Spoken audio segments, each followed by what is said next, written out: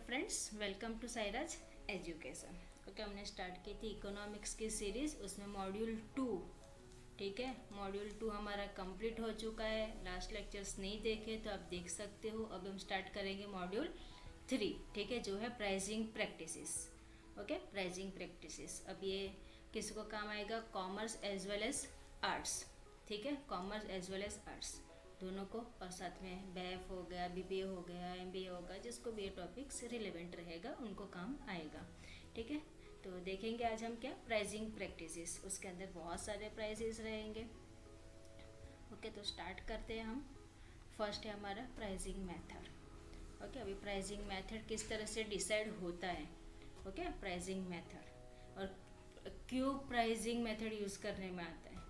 ठीक है, उसके ऑब्जेक्टिव क्या है प्राइसिंग मेथड के, क्यों प्राइसिंग मेथड डिसाइड करते हैं। ठीक है, तो वो सब हम देखेंगे। उसके पहले अगर चैनल पे फर्स्ट टाइम हो तो प्लीज़ चैनल को सब्सक्राइब कर लो और बेल आइकन प्रेस करो ताकि नोटिफिकेशन मिलेगी और आपकी स्टडी कंटिन्यू रहेगी। और अगर वीडियोस अच्छे लग रहे हैं तो लाइक कर दो, और अगर आपको हेल्पफुल हो रहा है तो दूसरे को भी हेल्प करो, वीडियो शेयर करो। ठीक है, और सबसे ज़रूरी बात, सब्सक्राइब कर लो। ठीक है, तो चलो देखते हैं प्राइसिंग मेथड। ठीक है, तो प्राइसिंग मेथड, और स्टार्टिंग से एंड तक बने रहे ना, फुल कवर करवाऊंगी। यहाँ पे बहुत सारे देखेंगे हम प्राइसिंग मेथड में।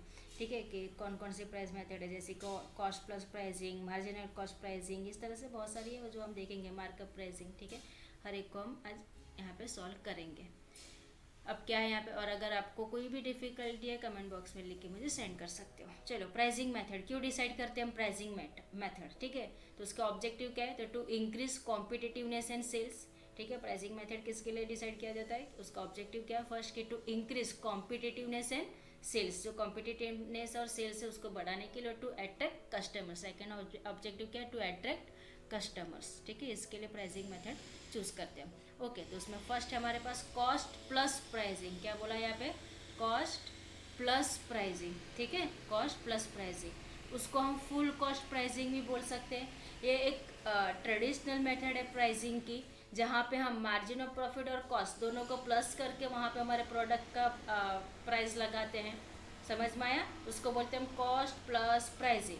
तो cost plus price is cost plus pricing is also called full cost pricing. Objective के लिए भी काम आ जाएगा, तो नोट्स बना लो। देखो, एक एक वन वे में ही है। ठीक है, एक एक लाइन में ही है, ताकि आपको समझने में भी आसान रहेगा और नोट डाउन करने में भी। ठीक है, तो cost plus pricing also called full cost pricing. Traditional method of pricing, cost plus margin profit, तो price is equal to average cost. उसमें क्या, average fixed cost plus average variable cost, दोनों आता है एवरेज कॉस्ट में, plus margin यानी कि आपका जो भी होगा प्रॉफिट। ठीक है, तो selling price is equal to cost plus markup.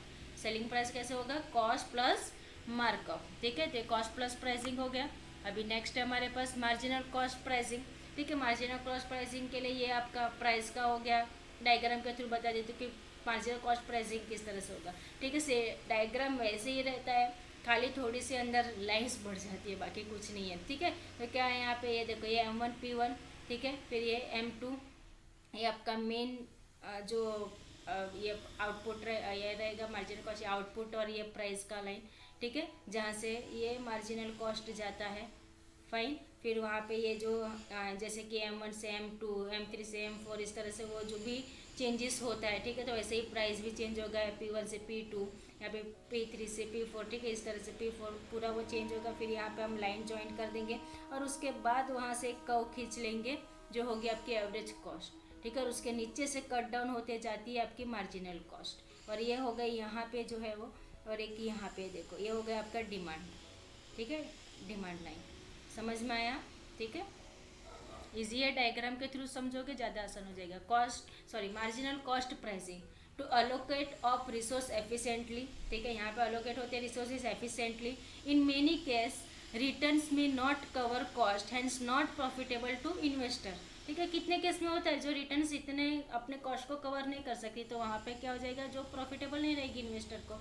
Marginal cost pricing practice of setting the price of a product to equal the extra cost of producing an extra unit of output। Marginal उसका meaning ही होता है। ठीक है, एक आप keywords याद रखना, एक्स्ट्रा यूनिट ऑफ आउटपुट और एक्स्ट्रा कॉस्ट। ठीक है, उसको हम मार्जिनल बोलते हैं। Marginal cost pricing, practice of setting the price of the product to equal the extra cost of producing an extra unit of output, ठीक है, उसको बोलते हैं मार्जिनल कॉस्ट प्राइसिंग।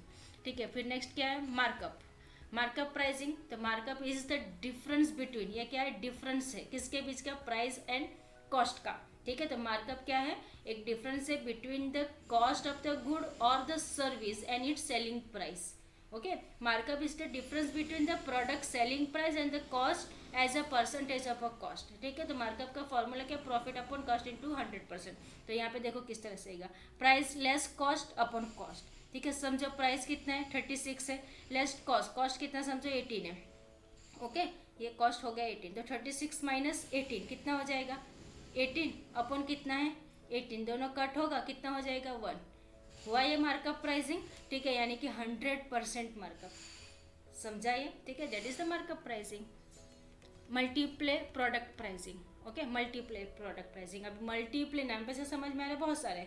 ठीक है, तो जैसे कि देखो ये मार्जिनल रेवेन्यू 1 2 3 4, इस तरह से हर एक पे, फिर ये डिमांड प्राइस 1 2 3 4, इस तरह से वो चेंज होते जाएगा। ठीक है, ये प्राइस और ये प्रोडक्ट क्वांटिटी, M1 से M2 से 3 3 से 4, वैसे ही सेम प्राइस। ठीक है, तो इस तरह से फिर ये जो बनते जाएगा, जो ये कर्व बनेगा, ठीक है, ये लाइन बनेगी, वो हो जाएगी आपकी demand.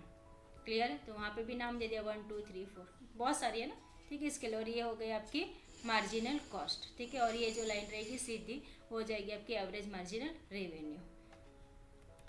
Multiply product pricing, the product with interrelated demand, product with interrelated demand, multi product firm using a single plant should produce quantity where the marginal revenue from each of its product is equal to the marginal cost of production। ठीक है, तो इस तरह से ये complete होगा। क्या बोला है कि जो भी मल्टी प्रोडक्ट प्राइसिंग, यानी कि जो फर्म यूज करिए single plant, okay, should produce quantity where the marginal revenue from each of its product is equal to the marginal cost of production. ठीक है, समझ में आया। तो ये तो था मल्टीप्ले, यानी बहुत सारे प्राइसिंग हमने देखा। अभी नेक्स्ट में हम देखेंगे डिस्क्रिमिनेटिंग प्राइसिंग। ठीक है, फिर उसकी डिग्रीज देखेंगे, 3 डिग्रीज रहेगी। तो ये सब हम लोग देखेंगे नेक्स्ट लेक्चर में। तो तब तक के लिए आप पढ़ते रहो, और कुछ भी डिफ़िकल्टी हो तो कमेंट सेक्शन में लिख के सेंड कर लो। ओके, तो तब तक के लिए पढ़ो, मिलते हैं नेक्स्ट लेक्चर में। Thank you for watching, do not forget to like share and subscribe. Thank you.